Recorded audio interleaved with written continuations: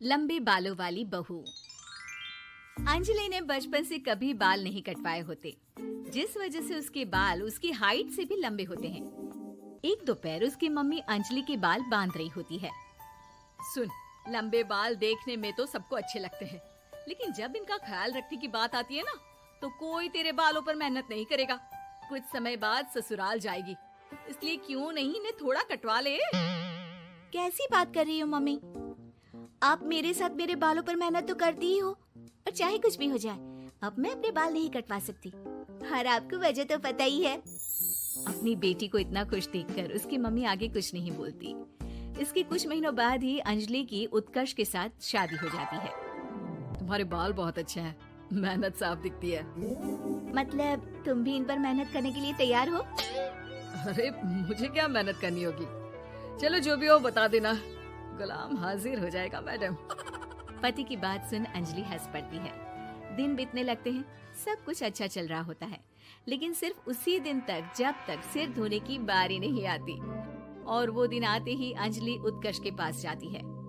सुनिए ना, मैं अकेले हेयर वॉश नहीं कर सकती, प्लीज हेल्प कर दो।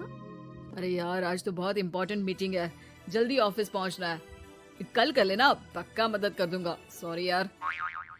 उत्कर्ष वहाँ से चला जाता है, जिसके बाद अंजलि शैम्पू की बोतल लिए सास के पास जाकर उनसे मदद मांगती है। जहाँ अंजलि की बात सुन सास जोर जोर से हंसने लगती है। बावली हो गई है क्या? तेरे बाल धोऊंगी, जब अकेले संभाले नहीं जाते तो इतने लंबे बाल किए ही क्यों? ये कहकर सास भी वहाँ से चली जाती है। अंजलि मन ही मन सोचती है, मम्मी सही बोलती थी, तारीफ सब करेंगे, पर थोड़ी भी मेहनत कोई नहीं करेगा। अब अंजलि खुद ही हेयर वॉश करने बाथरूम में चली जाती है। इस बात को 3 घंटे बीत जाते हैं, लेकिन अंजलि बाथरूम से बाहर नहीं निकलती। सास बाथरूम का दरवाजा खटखटाती है। अरे ओ महारानी, अंदर घर बसाने का प्लान है क्या? यहाँ सारे काम पड़े हैं, तेरे बालों की वजह से हम क्या भूखे मर जाएं? सास की आवाज सुन अंजलि अगले ही पल बाहर निकल आती है, लेकिन सही तरीके से सिर नहीं धुलने पर उसके आधे बालों में शैम्पू और बाकी बालों से पानी बह रहा होता है। हाय नास पीटी, इतने घंटे लगा दिए फिर भी इन्हें ठीक से धो कर नहीं आई। अब क्या सारे घर में पानी पानी करती घूमेगी? अरे कहीं मुझे ही ना गिरा दियो। आज तक कभी अपने आप हेयर वॉश नहीं किया, हमेशा मम्मी हेल्प कर देती थी, इसलिए टाइम लग गया। अंजलि और उसके बालों से टपक रहे पानी का हाल देख सास अपनी ही जान बचाने के लिए बहू को दोबारा बाथरूम में ले जाकर उसका अच्छी तरह हेयर वॉश कर बालों का पानी निकाल देती है। अब जल्दी काम पर लग जा, और मुझे दोबारा इस घर में तेरी जुल्फों का टंटा नहीं चाहिए। सास की बात मानकर अंजलि चुपचाप काम पर लग जाती है। इसी तरह दिन बीतने लगते हैं, जिसमें अब अंजलि हेयर वॉश के लिए आधे दिन का समय लेकर अपने घर आने लगती है, पर सास को इससे भी दिक्कत हो जाती है, जिसके चलते धीरे धीरे अंजलि के लिए अपने बालों का ख्याल रखना मुश्किल होने लगता है। न तेल लग रहा है, न समय से हेयर वॉश हो रहा है, और बालों में कंघा घुमाए तो हफ्ते बीत जाते हैं।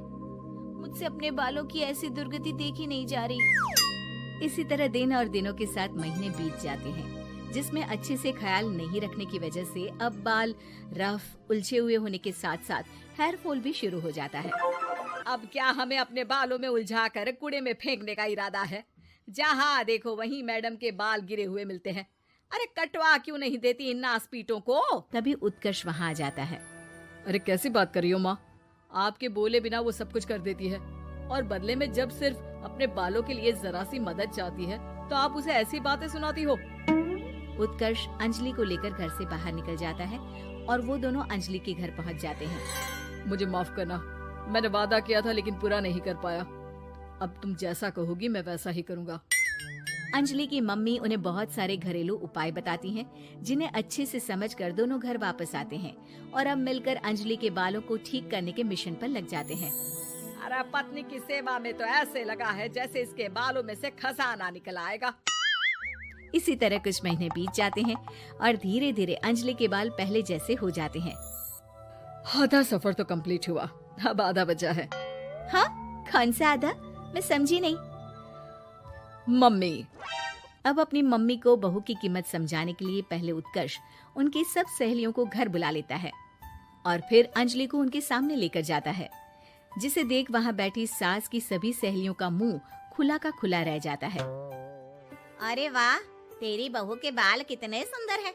आज से पहले हमने कभी इन पर ध्यान कैसे नहीं दिया। और वैसे इतने लंबे बाल संभालना सबके बस की बात नहीं, लेकिन तुम्हारी बहू को देखकर लगता है कि ये इसमें प्रो है।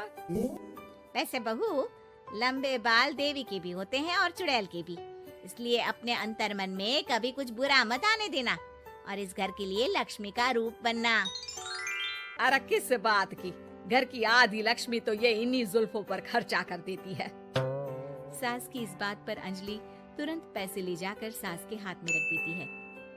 अब मुझे सबके सामने नीचा दिखाने के लिए पैसे दे रही है क्या? नहीं नहीं मम्मी जी, पैसे आपको इसलिए दिए हैं क्योंकि ये उन्हीं बालों की कमाई है जिन्हें आप रात दिन कोसती रहती हैं। अगर आप वो सब नहीं करती तो मेरे बाल खराब नहीं होते और ना ही मैं ये पैसे कमा पाती। है?